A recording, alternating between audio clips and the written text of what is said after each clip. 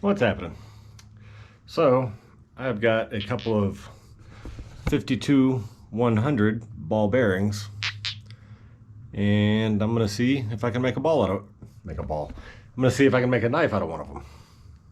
So, here we go.